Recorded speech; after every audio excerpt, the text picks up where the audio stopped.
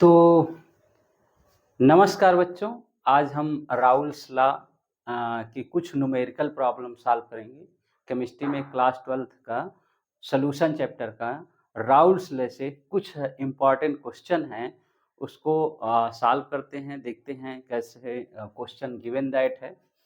तो क्वेश्चन क्या है कि an x molar solution of a compound in a benzene has mole fraction of solute equal to 0.2, the value of x is nearly। कह रहा है कि कोई एक कंपाउंड है जो बेंजीन में डिसॉल्व किया गया है। ठीक, एक कंपाउंड है जो बेंजीन में x कोई कंपाउंड है बेंजीन में डिसॉल्व किया गया है जिसका मोल फ्रैक्शन 0.2 है। तो बताना है कि the value of x is nearly, x की वैल्यू कितनी होगी।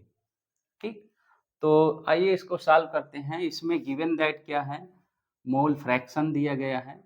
मोल फ्रैक्शन तो x2 जो होता है मोल फ्रैक्शन ऑफ सॉल्यूट होता है, x2 mole fraction of solute, तो x2 निकालना है। तो हम जानते हैं x2 इक्वल टू क्या होता है, n2 upon n1 plus n2। अब इसका वैल्यू x2 की वैल्यू 0.2 गिवन दैट है।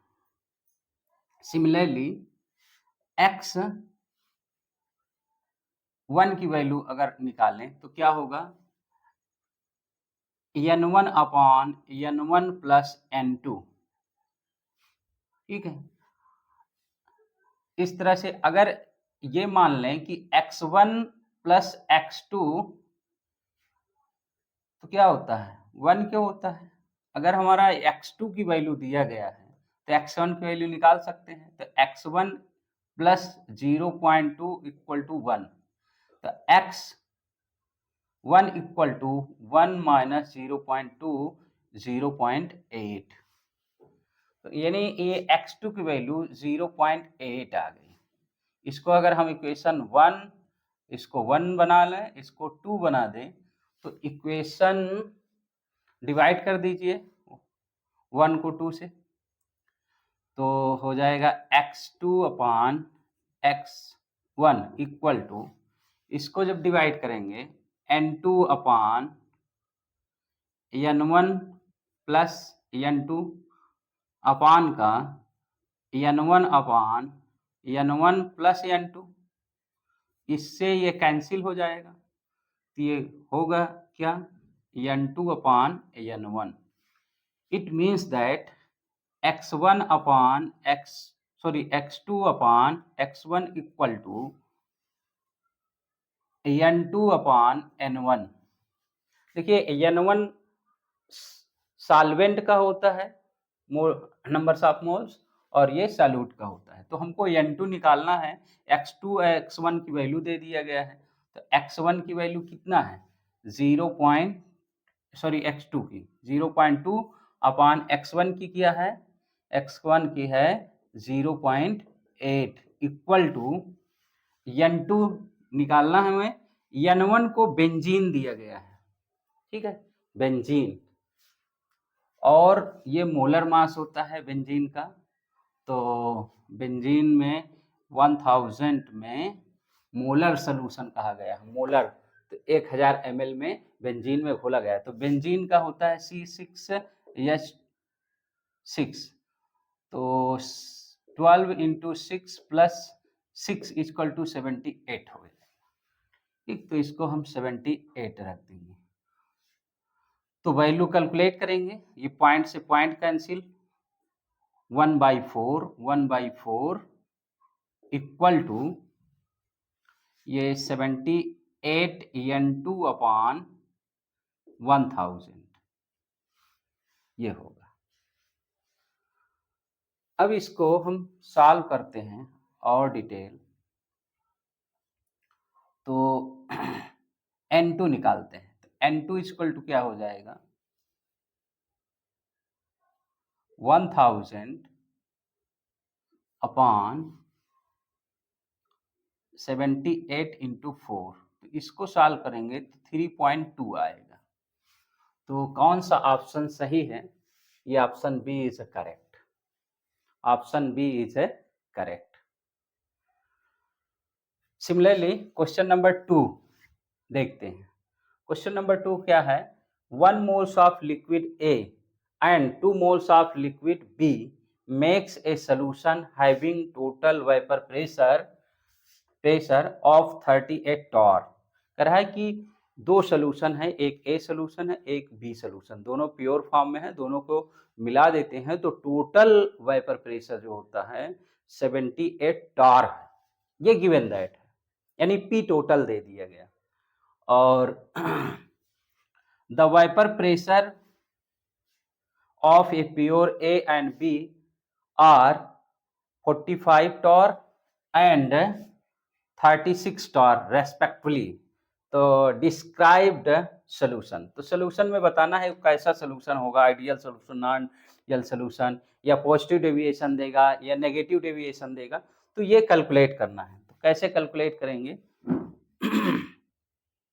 तो P टोटल दिया है, P टोटल इक्वल टू होता है P not A x A plus P not B x B. इसी वैल्यू में इनको पुट कर देते हैं और निकाल लेते हैं P टोटल। तो P टोटल ये दिए गया है गिवन दैट, और हम P टोटल कैलकुलेट करेंगे तो दोनों में डिफरेंस क्या आएगा, ऑब्जर्व वैल्यू और कैलकुलेटेड वैल्यू। तो हम पता लगाएंगे कि वो अगर ऑब्जर्व वैल्यू जो है और calculated value, observe value smaller है, कैलकुलेटेड वैल्यू लार्जर है, तो नेगेटिव डेविएशन है।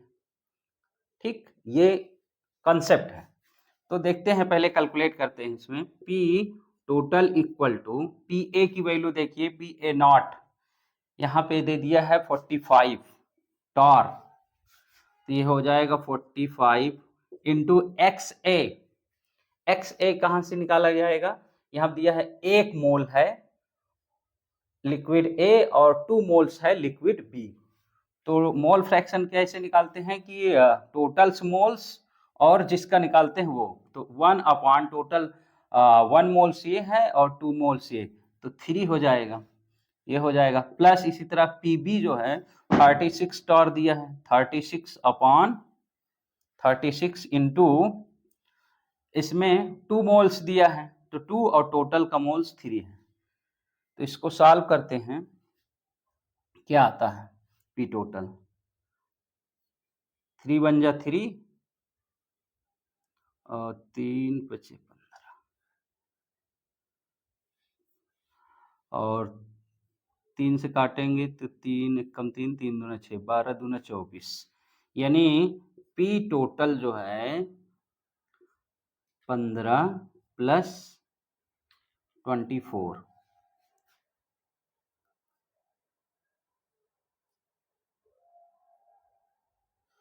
तो कितना हो जाएगा 5 4 9 और 3 39 टॉर आएगा। अब देखिए 39 टॉर है और गिवन दैट है 38 टॉर, मतलब टोटल जो हम कैलकुलेट करते हैं तो कैलकुलेटेड वैल्यू जो आ रहा है 39 यानी मोर आ रहे हैं, और ऑब्जर्व वैल्यू 38 है। तो अगर कैलकुलेटेड वैल्यू मोर हो और ऑब्जर्व वैल्यू लेस हो तब वो नेगेटिव डेविएशन शो करेगा। तो B option is A correct, negative deviation. ठीक, इसका जस्ट रिवर्स होगा तो पॉजिटिव डेविएशन। ठीक, तो ये है, चलते हैं नेक्स्ट क्वेश्चन की तरफ।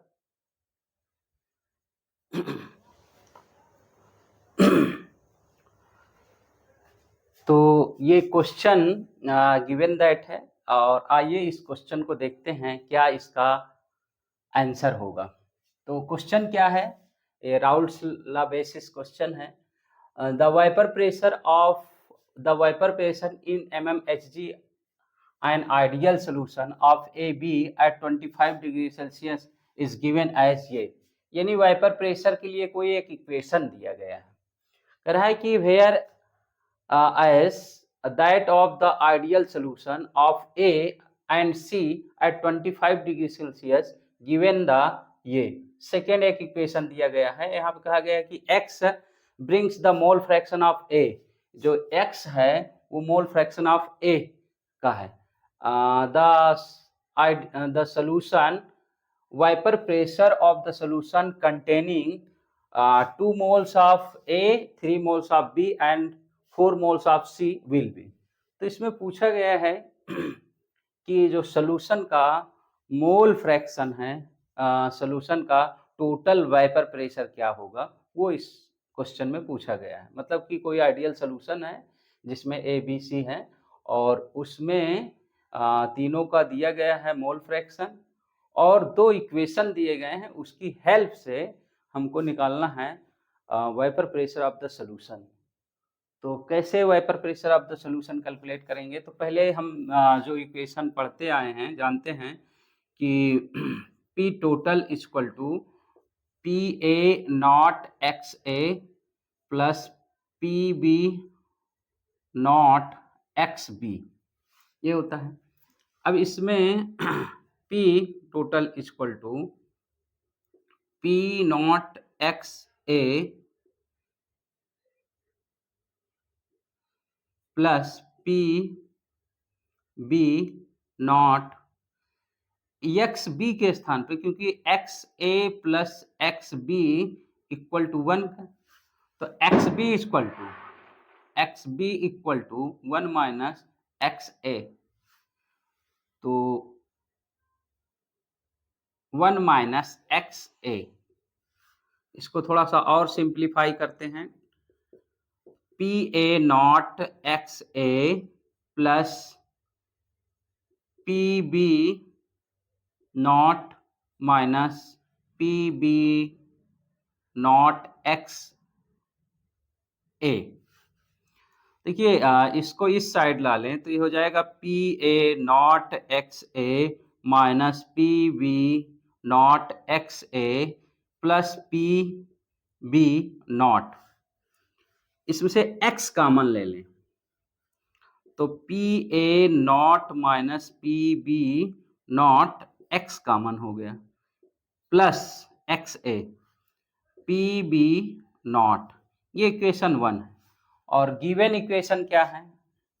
गिवन इक्वेशन है P A B equal to, ये यहाँ पे P A B equal to 33 x plus 94, और सेकेंड इक्वेशन क्या है? P A C equal to 81x plus 46, ये इक्वेशन 2 और ये 3। देखिए अगर हम कंपेयर करें इस इक्वेशन 1 को ये 2 और 3 इक्वेशन से, तो हमें कुछ वैल्यू मिल जाएंगे। जैसे अगर देखते हैं यहाँ पे P A not x B, तो यहाँ पे ये एक्स ए सपोज करिए इसको है, एक्स ए मोल फ्रैक्शन का है, ठीक है। तो ये कंपेयर हो रहा है कि P A not minus x B not equal to 33, ये, और P not B equal to 94, ये मिल जा रहा है, ठीक है, ये मिल जा रहा है। तो अगर ये वैल्यू दोनों इस इक्वेशन से हम ये वैल्यू पा जा रहे हैं, तो हम इसका सी की वैल्यू भी पा जाएंगे। तो इसका अगर देखते हैं तो हम इसको मान लेते हैं, इक्वेशन 3 है, इसको 4 मान लो, इसको 5 मान लो। तो अगर देख लेते हैं कि 5 की वैल्यू 4 में रख दें तो हमें पी ए की वैल्यू मिल जाएगी। तो P A not minus x B not equal to, x B के वैल्यू पुट कर दीजिए 94, पी नॉट बी की 94 इक्वल टू 33, तो P not A equal to 33 plus 94 equal to क्या हो जाएगा? 9 4 13 3 और 9 3 12, 1 मिनट, 4 9 4 3 7 127, ठीक है, 9 3 12, हाँ 127। ये आपका PA की वैल्यू मिल जा रही है, PA इक्वल टू 127। और PB की वैल्यू, तो यहाँ PC की वैल्यू भी निकाल सकते हैं, P नॉट C की वैल्यू 46 ये, और यहाँ पे PB की वैल्यू भी मिल गई, PC की वैल्यू भी मिल गई, और PA की वैल्यू मिल गई। अब हम पूरा टोटल सोल्यूशन का निकाल लेते हैं। तो P सोल्यूशन टोटल का, तो PA not XA plus PB not XB plus PC not XC। तो PA नॉट की वैल्यू कितना है, PA नॉट की वैल्यू 127 इंटू XA मोल, कितने मोल हैं देखिए, containing 2 moles of A, 3 moles of B and 4 moles of C। तो टोटल का मोल्स कितने हो जाएंगे, 4 3 7 2 9 9 हो जाएंगे। और किसका B मोल्स, A मोल्स के लिए निकाल रहे हैं, तो A की वैल्यू कितना है 2 मोल, प्लस सिमिलरली B का क्या है, टोटल मोल्स 9, सॉरी PB की वैल्यू क्या है, PB वैल्यू यहाँ पे ये PB 94, तो 94 इंटू सेकेंड 3/9 प्लस PC की वैल्यू यहाँ पे 46 इंटू मोल्स, C मोल्स कितने हैं 4 और टोटल का 9। तो इस तरह से हम कैलकुलेट कर लेंगे PES यानी vapour pressure of the solution. तो इसको सॉल्व करेंगे, लगभग ये 80 mmHg आएगा, mmHg इतना वेपर प्रेशर आएगा। तो इस क्वेश्चन को हम वो जो गिवन इक्वेशन है उसके हेल्प से ये हम सॉल्यूशन का वेपर प्रेशर प्राप्त करते हैं। चलते हैं नेक्स्ट क्वेश्चन की तरफ। तो आइए नेक्स्ट क्वेश्चन देखते हैं कि two liquid A and B form a ideal solution. दो लिक्विड A और B है, वो एक आइडियल सॉल्यूशन बनाते हैं 300 डिग्री सेल्सियस टेम्परेचर पे, ठीक। The vapour pressure of A solution containing 1 moles of A and 3 moles of B is 550 mmHg at the same temperature. कहने का मतलब कह रहा है कि एक मोल A कंपोनेंट और क्या है 1 moles of A and 3 moles of B, एक मोल्स A कंपोनेंट और 3 मोल्स B कंपोनेंट है, कहने का मतलब मोल फ्रैक्शन है, और टोटल वेपर प्रेशर ये दे दिया गया है। तो ये फर्स्ट कंडीशन है कि फर्स्ट कंडीशन में है गिवन इनिशियली, तो इनिशियली क्या क्या दिया गया है, P टोटल इक्वल टू होता है PA not XA plus PB not XB। तो P टोटल दिया है कि 550 equal to 1 moles PA not जो है वो दिया नहीं गया है, और XA जो है दिया है 1 moles of A and 3 moles of B। तो टोटल नंबर ऑफ मोल, 1 मोल ये और 3 मोल ये, टोटल 4 हो गए किसका, फर्स्ट कंपोनेंट का यानी XA का, प्लस PB नॉट XB का भी टोटल तो 4 होंगे, पर ये 3 मोल दिए हैं, तो ये हो जाएगा मोल फ्रैक्शन XA और XB का। थोड़ा सा इसको और सिंप्लीफाई करें, तो अगर हम ऐसे करें कि PA not plus PB not 3PB not 3PB not upon 4, equal to 550, cross multiply कर देते हैं तो 0, 4 पंचे 20 के 0, 4 पंचे 20, 2 22, इतना हो जाएगा equal to P A not plus 3PB not, इसको इक्वेशन 1 मान लो। ये फर्स्ट कंडीशन है। सेकेंड कंडीशन फाइनल कंडीशन क्या है?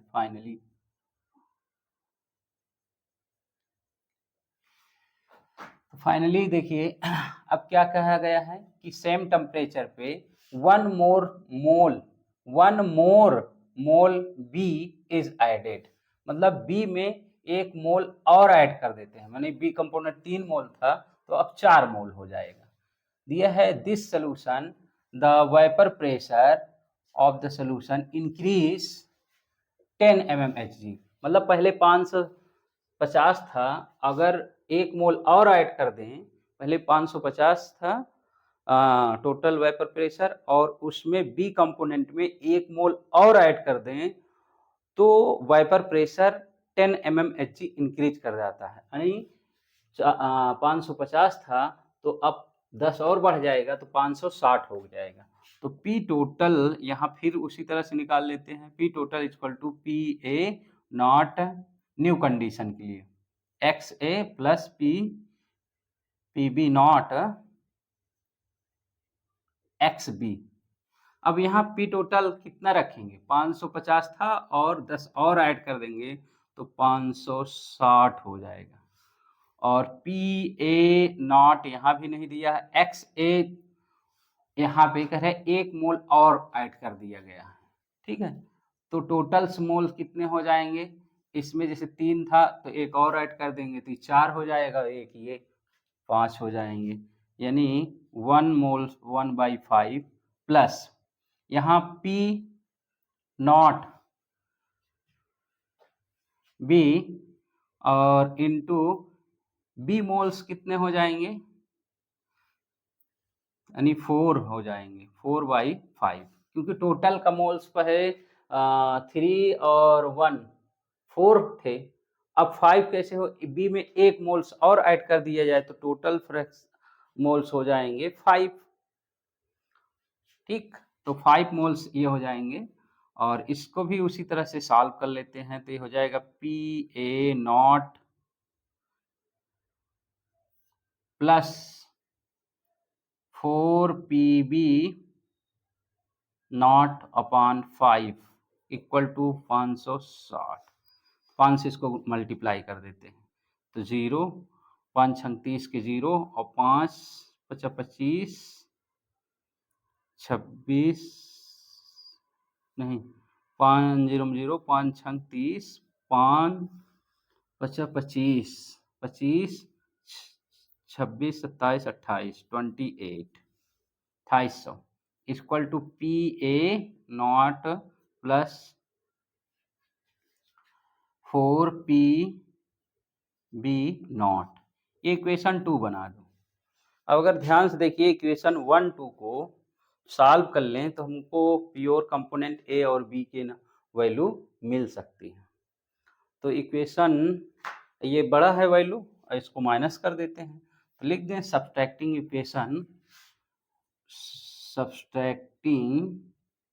इक्वेशन 1 फ्रॉम 2, दूसरे इक्वेशन से सब्ट्रैक्ट कर दें तो ये हो जाएगा 28 माइनस 2200 इक्वल टू, इससे इसको माइनस करना है। देखिए ये तो माइनस हो जाएगा, कैंसिल हो जाएगा और 3 में से 4 में से 3 माइनस कर देते तो 1 बचेगा तो PB बचेगा। तो ये ए नॉट और ए नॉट 0 हो जाएगा तो यहाँ पे PB केवल PB नॉट बचेगा। तो PB नॉट कितना हो जाएगा? 8 में से 2 गए 6 यानी 600, तो ये हो जाएगा PB नॉट 600 आ गया एक आंसर, ठीक, प्योर फॉर्म का। और इसी तरह से इसी इक्वेशन में किसी में भी रख दें जिससे वैल्यू मिल जाए एक और तो ये हो जाएगा 2200 इक्वल टू, यह है PA0 प्लस 3PB नॉट। देखो PB0 की वैल्यू रख दीजिए 2200 equal to PA0 plus 3 into 600, तो 6 दूना 6 त्रिक 1800, यानी 2200 माइनस इधर आ जाएगा तो 1800 इक्वल टू PA0। तो इसको माइनस कर देते हैं, तो 8 में से 2 6,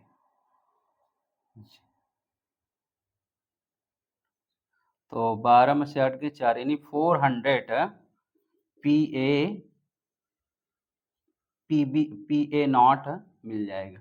तो एक आंसर आ रहा है आपका 400 PA और PB 600। ठीक, तो PA और PB, PA 400 ये और PB 600, तो ये option A is the correct. Okay.